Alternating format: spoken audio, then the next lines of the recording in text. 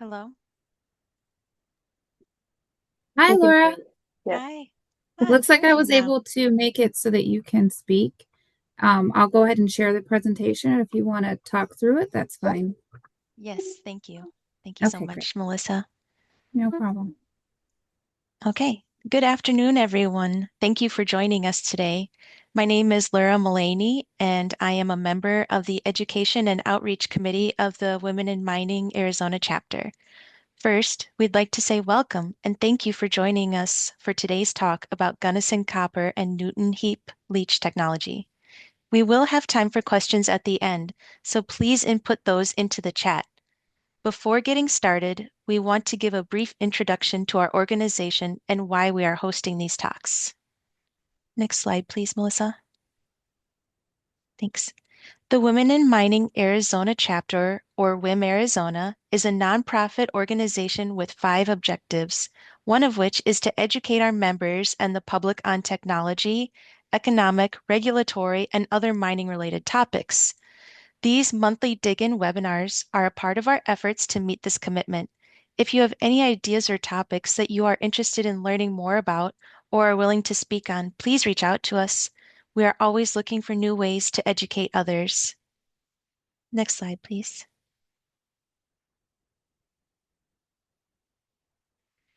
Next, we'd like to invite members to come volunteer with our education and outreach team.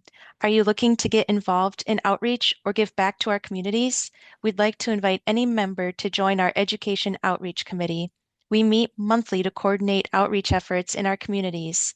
Please see the email address on the slide if you'd like to learn more. Next slide, please. We'd like to give a thank you to our sponsors. Our WIM Arizona's founding sponsor is Freeport-McMoRan, and our diamond sponsor is South 32. We are able to operate at the capacity that we do because of generous partnerships with our sponsors.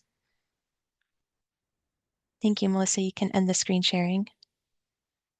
Now it is my great pleasure to hand off to our Women in Mining Arizona Gunnison Copper Ambassador, Anna Soto. She's going to share some of the exciting things that Gunnison Copper Women in Mining Ambassadors have done and then introduce our speaker for the day. Yes. Thank you, Laura. Hi, everyone. My name is Ana Soto. I am the representative for Gunnison Copper Corporation, and my role with the company is that of an environmental specialist, meaning I oversee all of our environmental permits on site and make sure that we're in compliance with the state and the federal regulations. Prior to my time in Gunnison, which I'm realizing today marks my first year anniversary with the company, which I'm, pretty excited to celebrate it with this presentation. But prior to my time with Gunnison, I worked for a different company based out of New Mexico doing reclamation and closure work. And not long ago, before that, I was still in school getting my bachelor's degree in environmental science from the University of Arizona. And my involvement with women in mining started when I was a student at Pima Community College. And so I'm very grateful that I've stayed involved with the organization and that I have the opportunity to be here with you today and talk about Gunnison and all the exciting things happening on site. Gina? Great, yeah. My name's Gina Shoemaker, and Anna and I will be sort of tag teaming today's presentation. I am Senior Sustainability Advisor with Nuton. I'm based in Salt Lake City and have been with Nuton for about 2 years now. Before joining the Nuton team, I had previous roles with Sandfire Resources in Montana and with Newmont in Colorado. I've been involved with WIM now for probably 5 or 6 years, was pretty involved in the Montana chapter and served as the national rep. And now I'm part of the Utah WIM chapter as well, and now get to be a part of sharing with the WIM Arizona chapter as well. All right, so without further ado, we'll get started. So firstly, I wanted to briefly talk about Gunnison Copper as a whole. So the company owns two sites, the Johnson Camp mine, which will be the focus of today's presentation, and the Gunnison copper project. So these both sites are located in Dragoon, Arizona, and I have included a map here as a reference. The sites are located roughly 1 hour southeast from Tucson. So it's a pretty convenient location, and they're both right off the I-10. So you don't really have to, drive more miles to get to the site. So that's very convenient. So the Johnson Camp mine, which I will likely refer to as JCM for the rest of the presentation, it was previously operated as a heap leach facility with two open pits, the Burrow pit and the Copper Chief pit, both that are in operation to this day. And the facility also includes a sulphide extraction and electrowinning plant, which I will go over in more detail in a bit. And this plant has the annual production capacity of 25 million pounds of copper cathodes.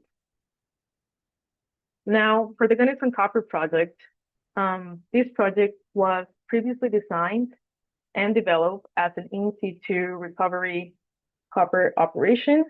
However, that project did not pan out as expected, and so there was a new preliminary economic assessment published in December of last year for a conventional open pit mining design.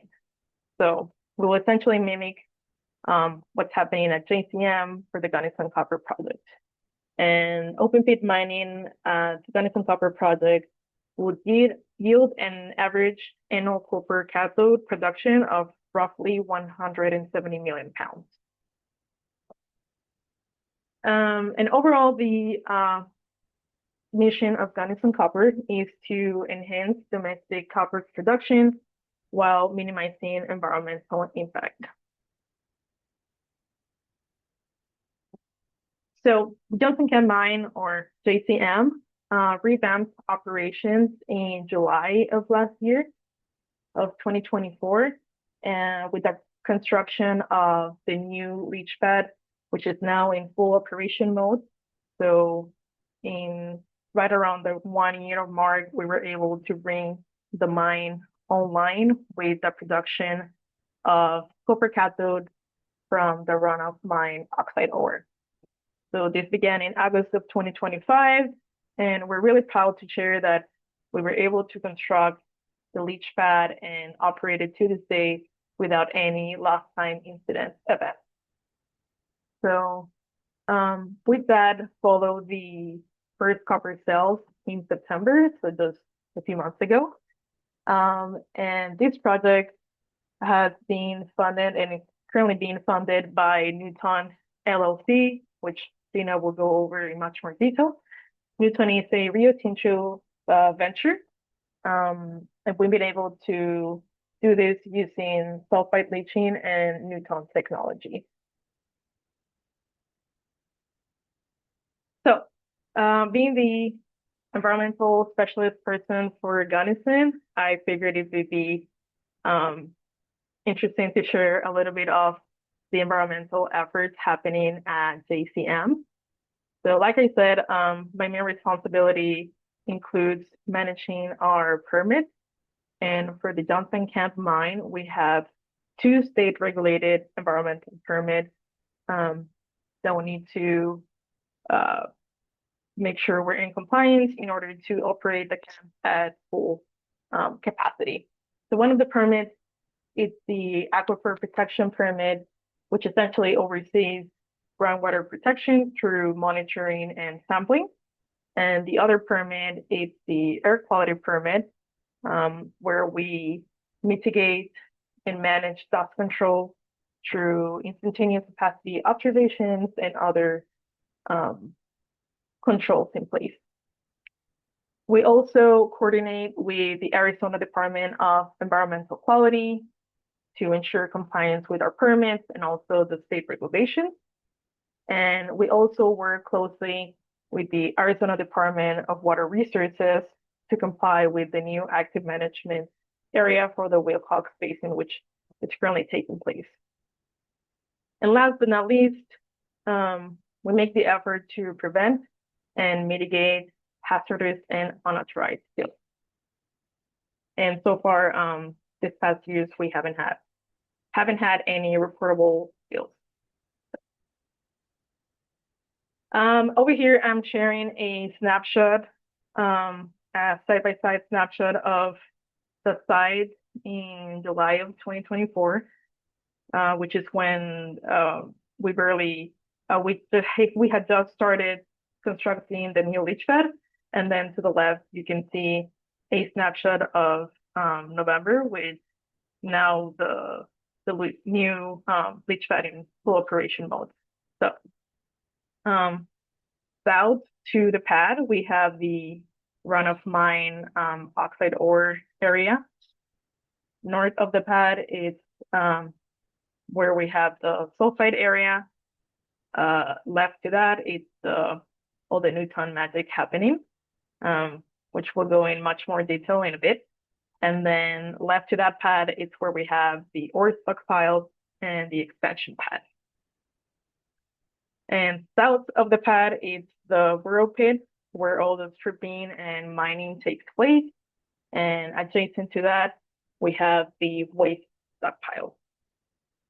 And over here, if you can see where my cursor is, it's where we have our SX-EW plan, which I'll go over it now.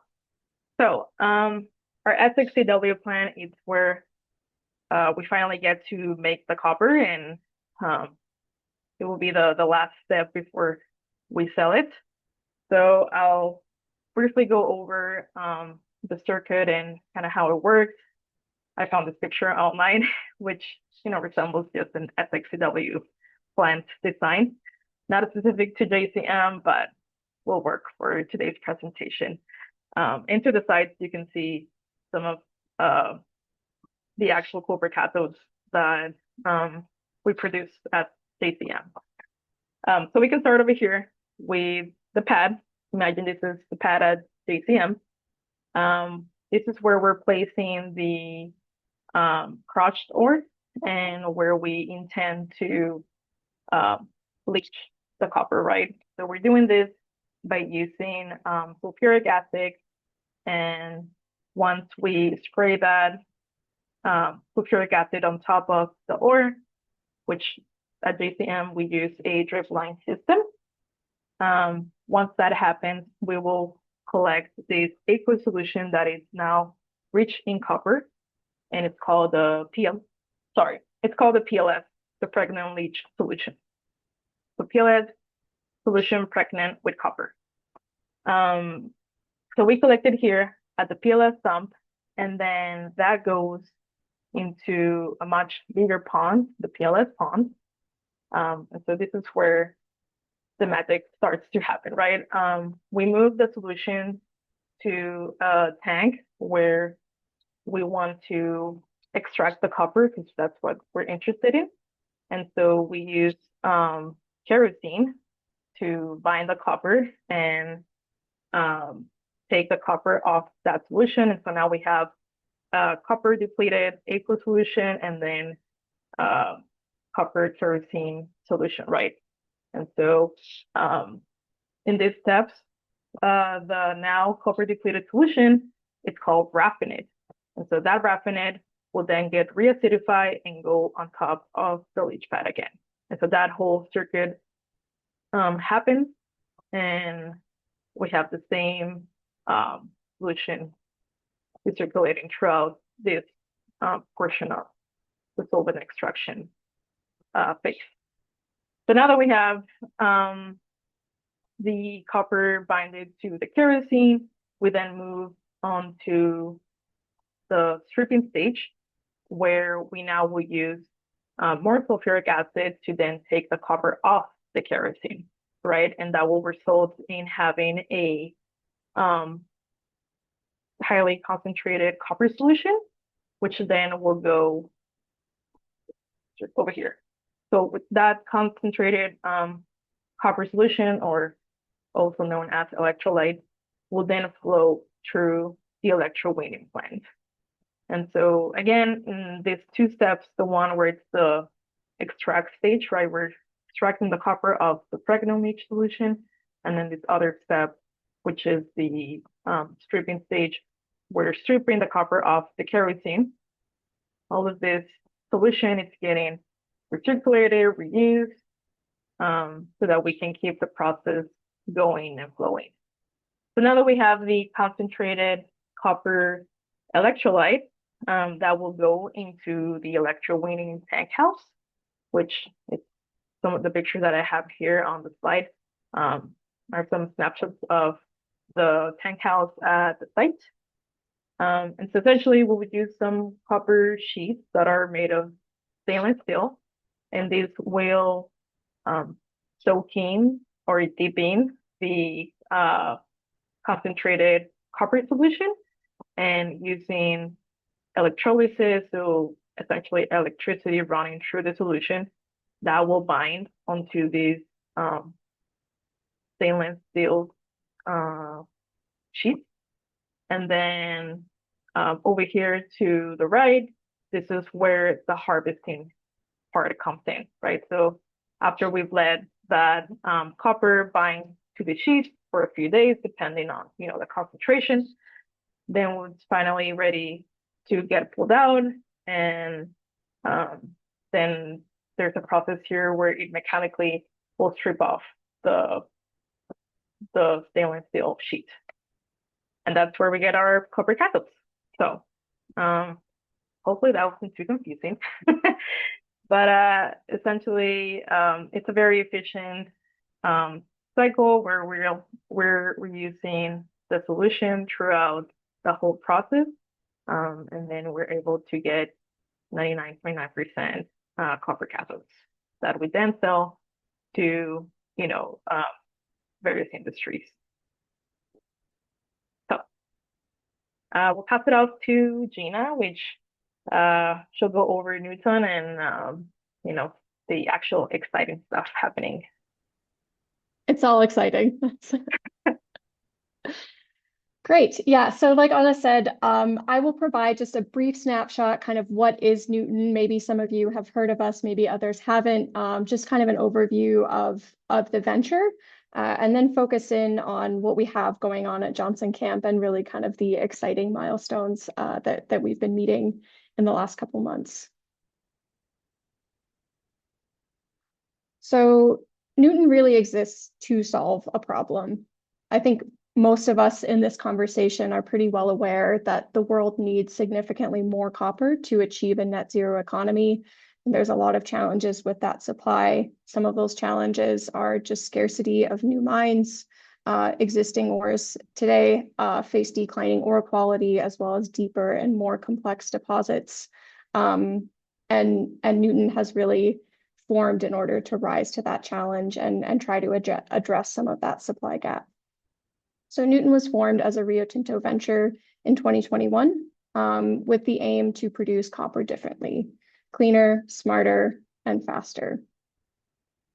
Nuton partners with mine sites to unlock copper in two different ways. We act as both a technology provider and an investment partner. And I'll get into this in a lot more detail, but really the technology, the heart of our technology is the ability to leach primary sulphides using bacterial stimulants. Our technology is based on 30 years of extensive research and development that we aim to use to supply copper for a decarbonized future.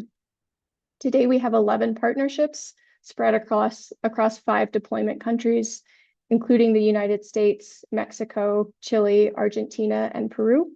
And our team now is made up of over 50 team members that are spread across the world.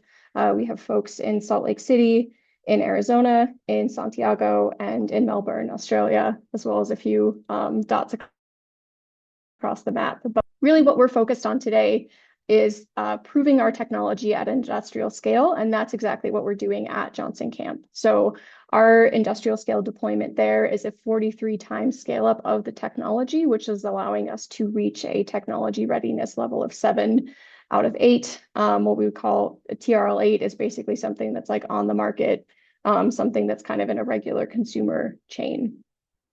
Next. So we see a lot of different benefits and opportunities that Nuton presents. Just a couple of these include enhanced resource utilization, really being able to get the most out of every deposit that we interact with, and being able to unlock copper economically, while at the same time securing a domestic supply of copper. Really an exciting thing about the Johnson Camp project is being able to produce made in America copper from start to finish. Nuton also allows for market-leading recovery rates.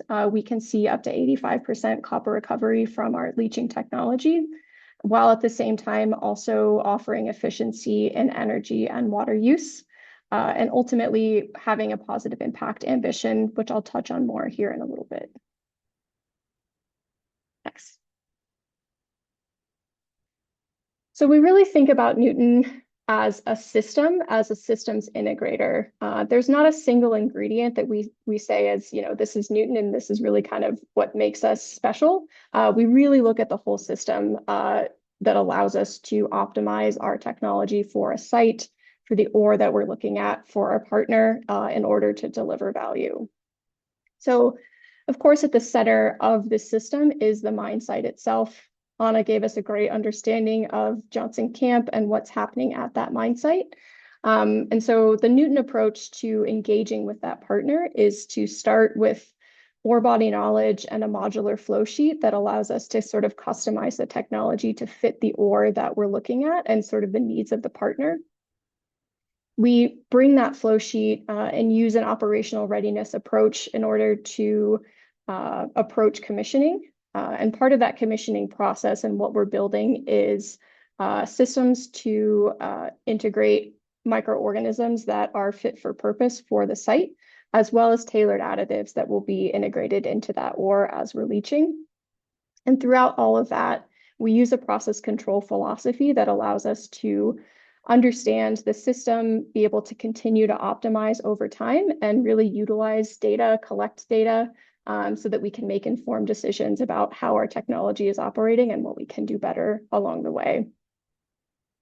A big part of that process control philosophy, of course, is the digital intelligence piece of it. I think every day we hear more and more about AI and how we can leverage data and really utilize data to make decisions. And that's something that's very important to us as a venture. So our digital intelligence package includes things like predictive analytics, simulations, and optimization, again, to really make sure that we're providing value and getting the most value out of the resource that's in front of us. In addition to that, on the commercial side, again, like I said, we act as both a technology provider and an investment partner. In addition to that, on the commercial arena, we are able to leverage some of our relationship with Rio Tinto in the sales and marketing space to make sure that our product is being placed competitively and really being able to tap into that larger resource. Underlying, of course, everything that we do in the mine site is a deep knowledge in engineering and science. This is a lot of where Nuton came from and our big thinkers and our serious scientists, looking at things like test work and analytics, as well as technology development. And a lot of what that technology development team focuses on is being able to take our technology from the lab into the mine site at an operational scale. So being able to answer these questions around, what is the right additive mix or the right bacterial considerations for the ore that we're looking at? What are the needs of the partner? And how do we sort of engineer and design that into our deployment project? And then last but not least, because this is really my area of passion, is the positive impact component that's really truly woven into every other element of our system as well. A couple things that come out in that positive impact space are ESG optimizations throughout the entire sort of process circuit, as well as impact projects at the mine site itself. And being able to actually measure and quantify all of that impact through a life cycle analysis process. And I'll zoom in on that more here now and just kind of focus in on positive impact again, because it's what I like to talk about and what I get excited about.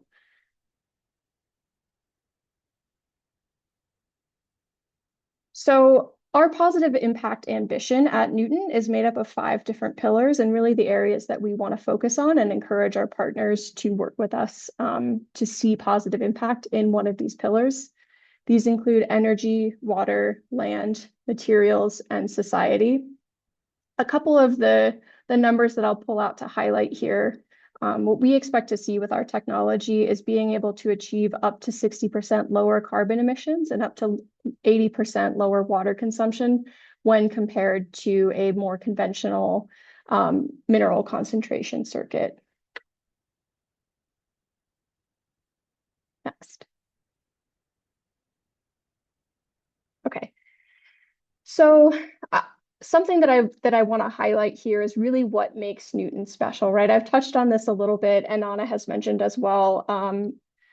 What Nuton is bringing to the table is the ability to leach a primary sulphide. Some may have more or less familiarity with what that means.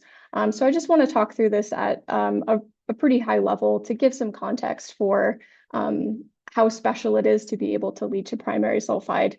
So we'll do a bit of, I call this mineralogy and processing 101, just to get everyone on the same page. So we'll look at this pyramid here. As we go down in this pyramid of copper mineral types, we tend to see increasing depth and falling grade. So when we start at the top of this pyramid are oxides. There's about 10% of remaining copper resources are oxides. In some cases, these might be thought of as sort of the low-hanging fruits. They tend to be pretty good grade, and they tend to be at the surface, which means they're a little bit easier to physically access, right? Oxides are most traditionally processed using a conventional acid leach.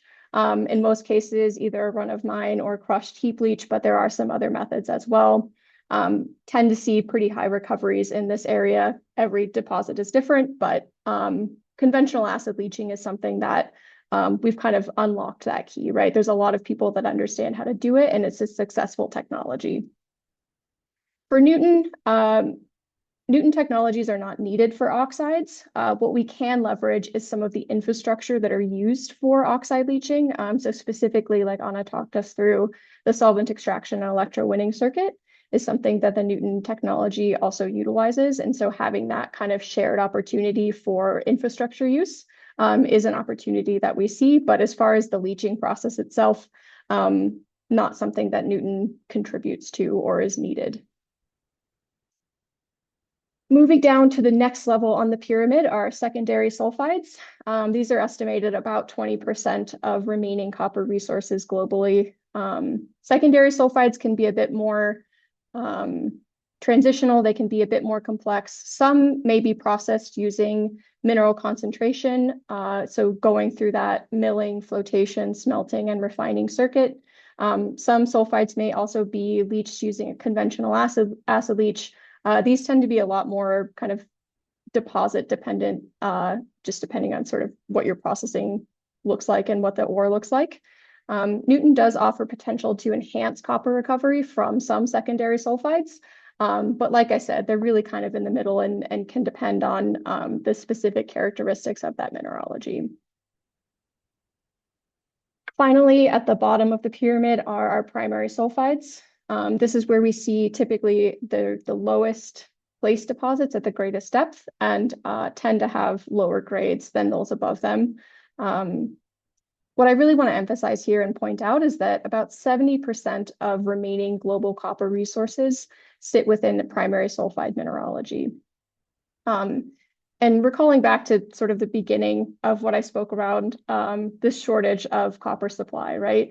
A lot of new copper supply is going to be coming from primary sulfides, and it's something that I think most of the industry and the geologists and mineralogists have a good understanding of. This is kind of what's in front of us, and really the challenge that Nuton is raising to meet is to be able to process these primary sulfides in a different way. Traditionally, primary sulfides are processed using mineral concentration. So going through that milling, flotation, smelting, and refining process, which creates complexity in both your supply chain, depending on where you have a smelter. I know for many of you in Arizona, you've got smelters right there, and same for me in Salt Lake City, but I think we're kind of the special cases, right? Most other places, particularly in the US, don't have that opportunity. In addition to that, of course, mineral concentration does create a tail, and that does create challenges both in operations, in water management, and enclosure as well. In mineral concentration, again, recoveries can be pretty variable, but typically over 80% copper recovery. In those who have tried to leach primary sulfides before, typically never see more than 50% recovery, and even that may be generous in some cases. So this is really kind of the key that Nuton is looking to unlock, is being able to use heap leaching technology to leach primary sulfides. This allows us to recover copper at a lower operating cost and a lower capital cost relative to a concentrator, while still being able to achieve a high recovery, up to 85% copper recovery, is really our target. So that's your geology, mineralogy, and processing lesson for the day.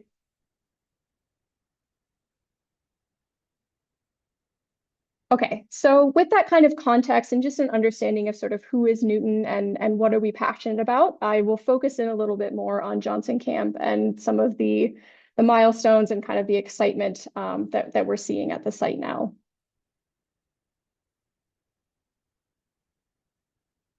So Anna touched on this also.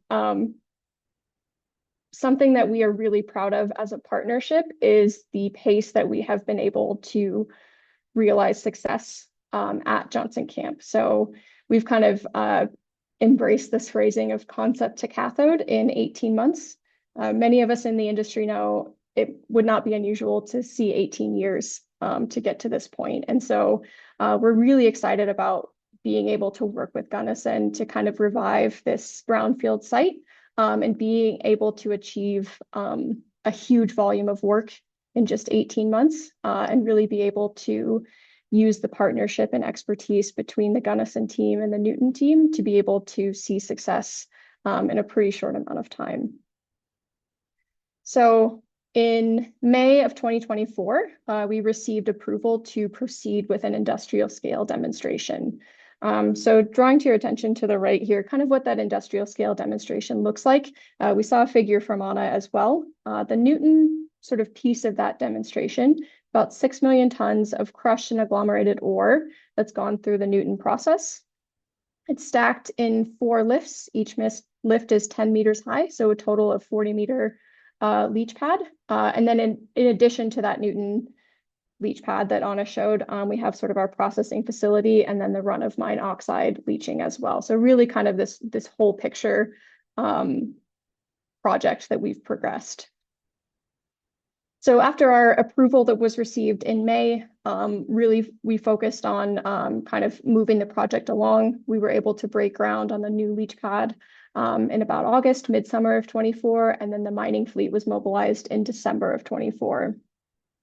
Over that next 6 months, really focused on construction and commissioning and kind of getting everything ready to go. In July of 25, we began mineral processing and saw our first cathodes come out from the run-of-mine oxides in August. And then finally, just last week, we announced our first Nuton cathode to be produced at JCM at an industrial scale, which is a huge milestone for us and really just a testament to the success of the partnership that we've had with Gunnison and being able to really bring this to life in a pretty short amount of time. Next. So like I mentioned before, we really look at our system as many different pieces kind of put together. So this shows kind of where we've fingerprinted a bit and really kind of where Nuton comes into the process and what are the pieces of that. So I'll just walk through this really high level. Don't worry, I'm not going to do flow sheet description to the max, but just to give you a sense of, what is Nuton and what does this kind of look like boots on the ground. So the first step of our process is to receive our copper-bearing minerals that come from the pit. Those materials go through a crushing circuit and then go to the Nuton process pad where they are treated with a few different additives. They receive bacteria as well as pyrite that's added. And then that material is sent out to the leach pad through a conveying and stacking system and placed onto the heap leach pad. That heap leach pad design does include some specific design elements that are part of our Nuton process system. And then as that material is leached, we really go back into the business as usual, normal leaching and processing circuit. So at the bottom of the Nuton heap leach, we collect our PLS, our pregnant leach solution, which bears copper. And then from there into the circuit, goes through that entire SXEW process that Anna already walked us through. So really there is this strong integration between sort of the fingerprints of Nuton, but also being able to utilize the infrastructure that exists at Johnson Camp, which is why this has been such a great opportunity for us. The Gunnison team has a huge expertise in running that SXEW circuit, and it's really well performing. At the end of that process, of course, we get our copper cathodes out. That, again, our first one that we got just last week, being able to demonstrate the success of the Nuton process and see it run through the entire circuit to produce a copper cathode in Arizona. Next.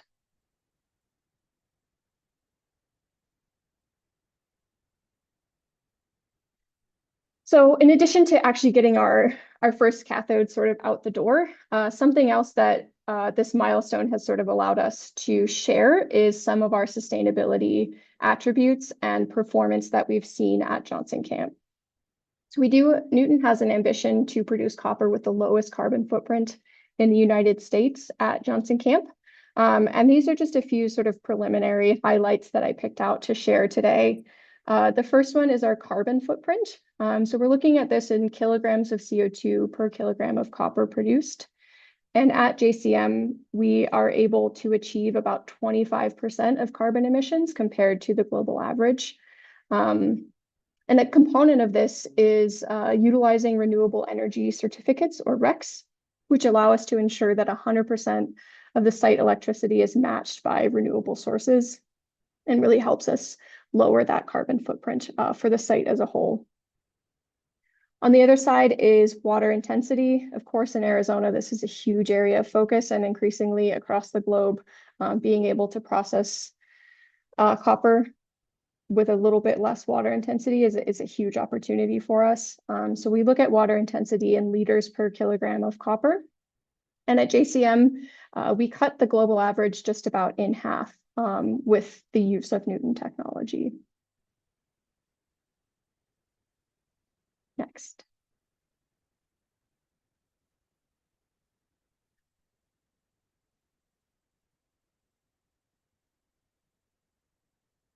Oh, I can't.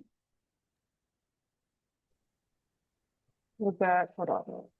No worries. Was that the end of Oh, your slide? there was one more, but that's okay. That was okay. I can speak to it anyway, because Okay. it's the easiest part to speak to. So the last thing that I wanted to share, which I sort of already touched on a couple times, is that we did have our announcement of our first Nuton cathode on December 4th last week. And so really that announcement is a demonstration of the success of the engineering and operation capability of the technology. Like I mentioned, we've had a great relationship with Gunnison to get to that point. And really, what we hope to demonstrate with that milestone is that we're not just advancing technology, we're really looking to advance a new way of copper processing and being able to think about different opportunities for copper production, different ways of producing copper, and being able to utilize partnerships to move forward. There we go. I quoted Adam perfectly. So I just took a quote from Adam, who's our CEO, and Adam has been with us. He's been a champion of Nuton really since before it existed as a business venture. It's really kind of his brainchild. And so, yeah, so Adam said, our focus is not just to advance technology, it's to set a new standard for the industry and prove that it's possible to move fast and move at scale. And be able to validate the success of a technology like this. There should be one more after this.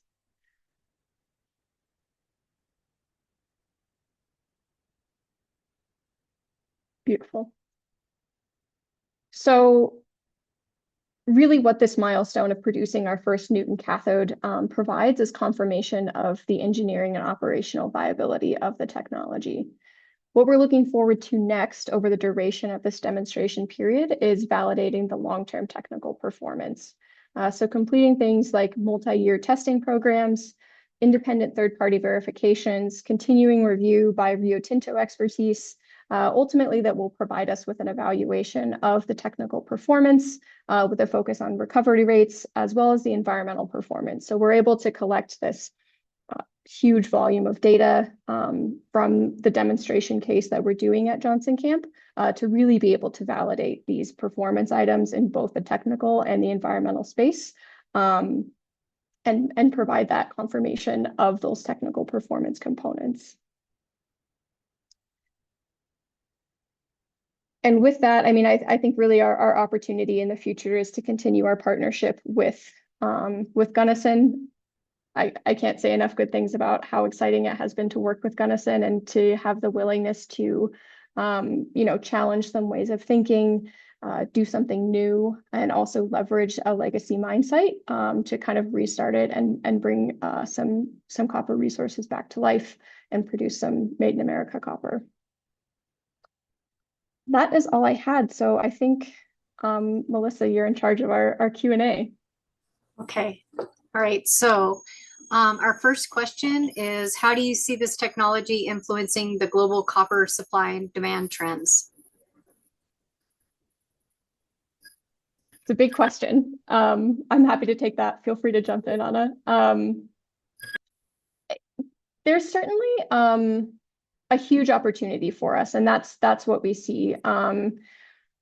As far as supply and demand trends, it's probably a little bit too early to answer that question. But really what the opportunities that we see as far as globally is being able to look at new resources in a new way and also look at old resources. Johnson Camp is a great example of that.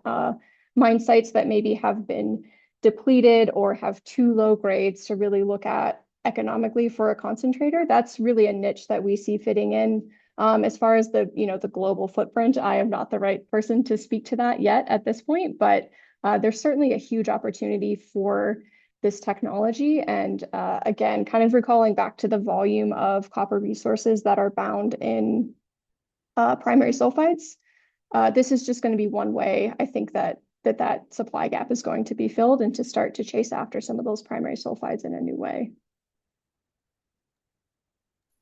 Yeah, I agree with that response, and it's a little hard to tell the supply and demand right now. But it's exciting that it's already happening at JCM, and now with the new PEA for the Gunnison Copper Project, I think it's going to be, really good if we're able to also streamline that process over there. Okay. Your next question is, what is the temperature of the heap and how is it measured? Good question.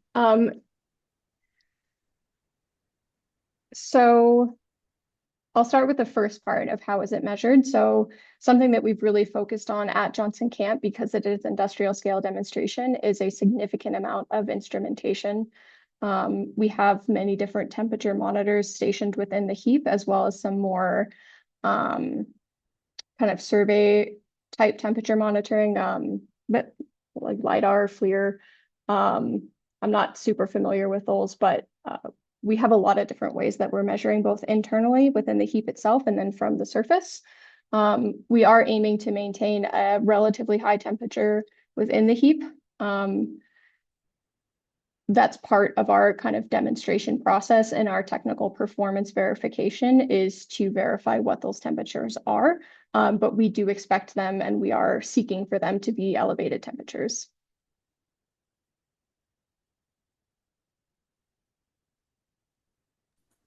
Okay. Your next question is, and it's kind of, she expanded on this. It's from Sonia Rosenthal.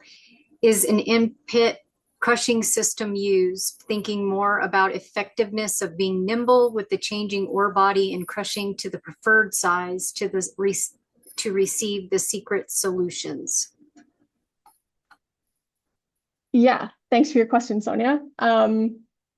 We are not using an in-pit crushing system at Johnson Camp. Certainly something that we evaluate, particularly at larger scales, because there is a huge opportunity there and a lot from a sustainability perspective, right? Having that in-pit crushing system and reducing your haulage can be significant.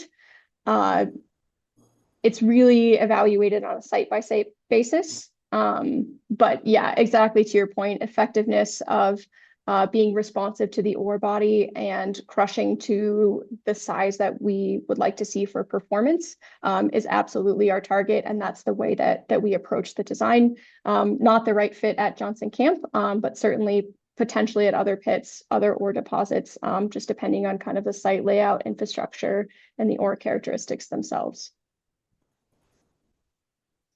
Okay, I'm gonna kind of there's a couple of questions regarding pyrites. Okay, so I'm going to do one of them's from, and I'm not gonna say their name right, but it's what would be the typical pyrite percent on the placements.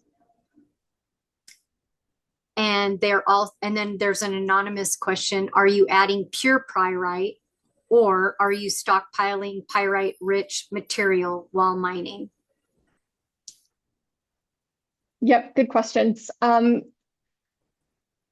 probably won't give as clear of answers as either of our questioners are hoping for, but a lot of that pyrite addition is dependent on sort of integration between the ore and the bacteria and what's already contained within the ore itself. So there is some variability as we receive the ore feed as far as how much pyrite is already in there and what may be added. Again, part of our demonstration is understanding what is the best fit for that as far as adding a more of a pyrite concentrate.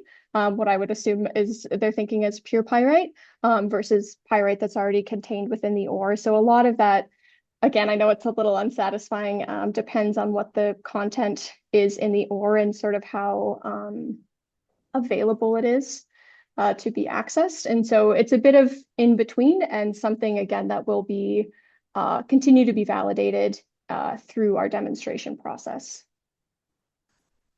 Okay. There's a couple of questions regarding bacteria.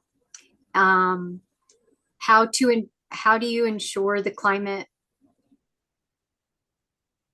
your bacteria needs inside the pile today? And then Kartika Sarvasta, are the bacteria cultured on site? Great. Okay. Yes, the bacteria are cultured on site. And so that's part of our kind of the Nuton technology package is exactly the facility that allows us to functionally culture or grow those bacteria on site and then introduce them into the heap leach itself. And so then to the first question, as far as how do we ensure that climate, there's several different pieces to it.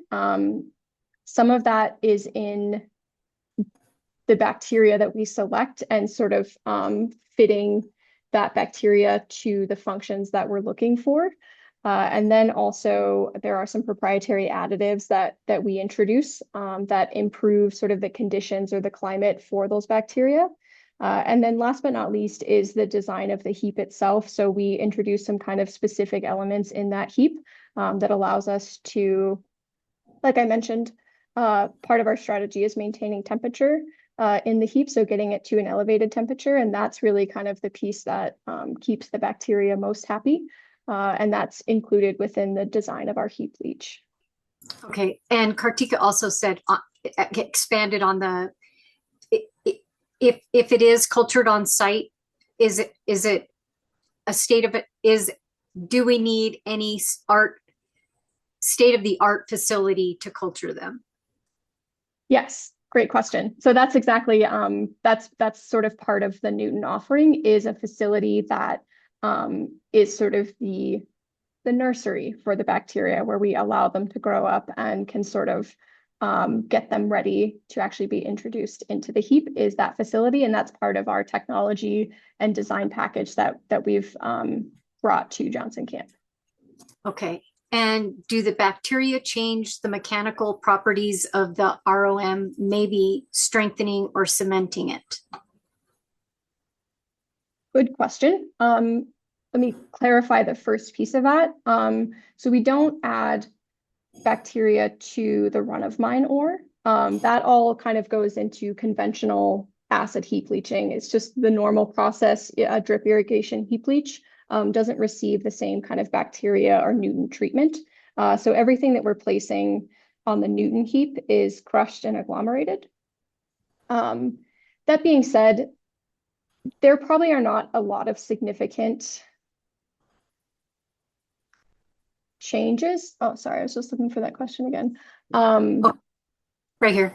Do the bacteria change the mechanical properties of the ROM, maybe strengthening or cementing it?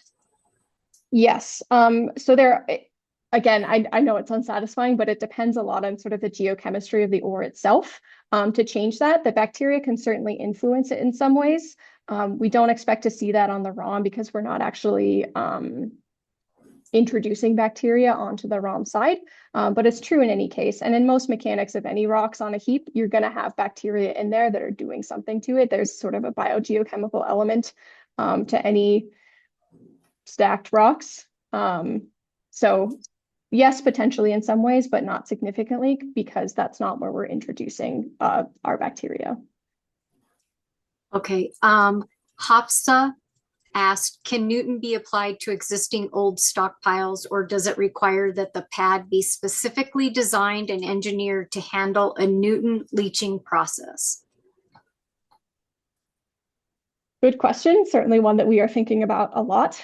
I would say Nuton is definitely a candidate for, stockpiled ores or old ores. The big difference from sort of a logistics and infrastructure standpoint is if that stockpile is already lined, particularly in the US, of course, right? You can never leach on a stockpile that's unlined.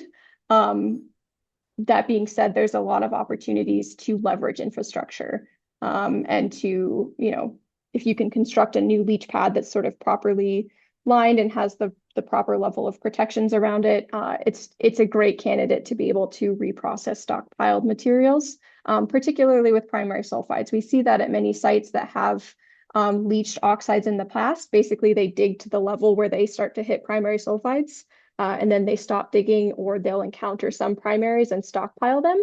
And those are definitely materials that are typically would be successful with a Nuton process. They just need to be on a facility that's environmentally protective and that allows us to actually collect the leach solution. Okay, we'll do a couple more questions and then we'll wrap it up.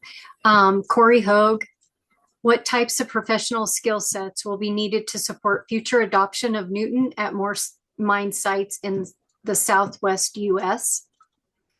And Corey also asked another question, are the ADEQ groundwater and permitting professionals generally awarded of this technology, so they have some basic understanding when aquifer protection permits are submitted for operations using or planning to use this technology? Aware of this technology. Thank you, Corey. I'll take the. Oh, sorry. Go ahead. You want to go ahead, Anna? Oh, you can take the first question. I'll do the second one. Okay. Yeah. So as far as skill sets, I think all of us probably in this discussion are aware that there's a huge variety of skill sets that that are important to moving forward new technologies, and particularly in the mining industry. Of course, our usual suspects would be geologists, mineralogy, and metallurgists. That being said, there's a huge focus more on kind of process engineering, chemical engineering, and then data science and data management.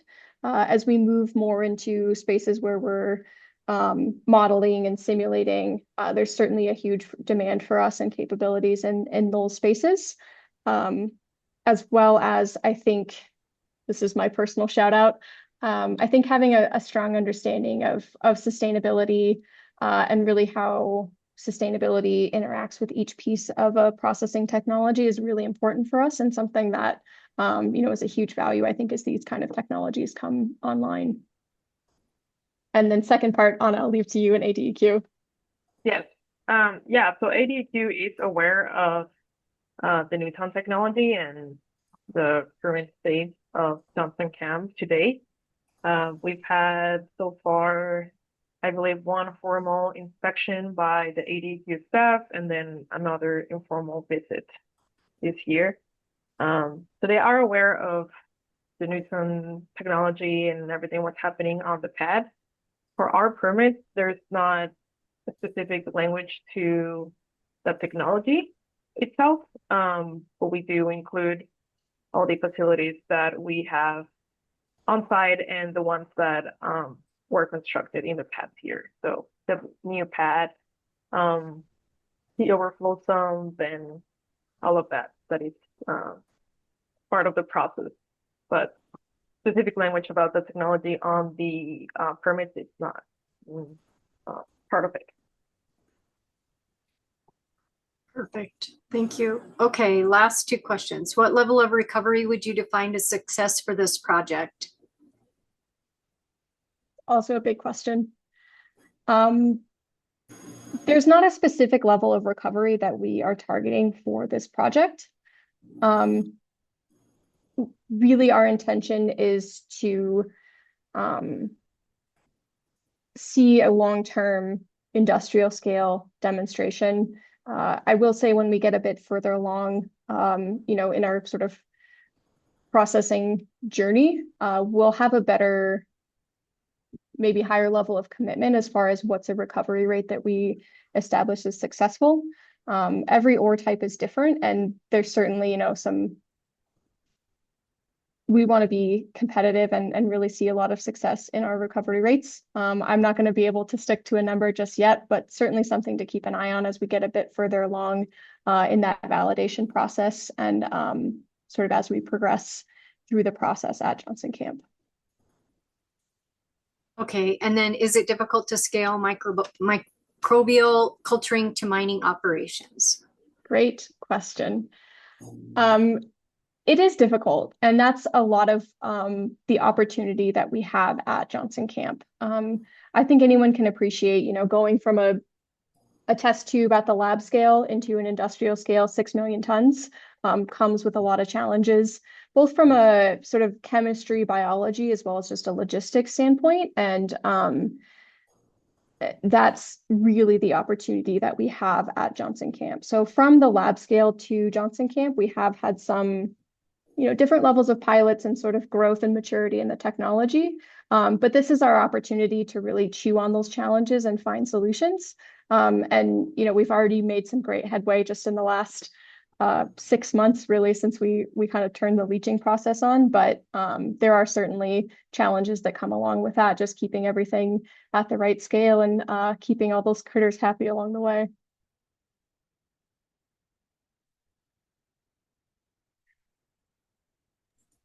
Okay, Laura. Excellent. Marissa, do you think you could share the slides again, please? I'm gonna need Anna to stop sharing. There we go. Well, let's see. It's not giving me the option to share my screen now. There. Okay. Can you see it? We can't see your screen. No? No. Okay. There we go.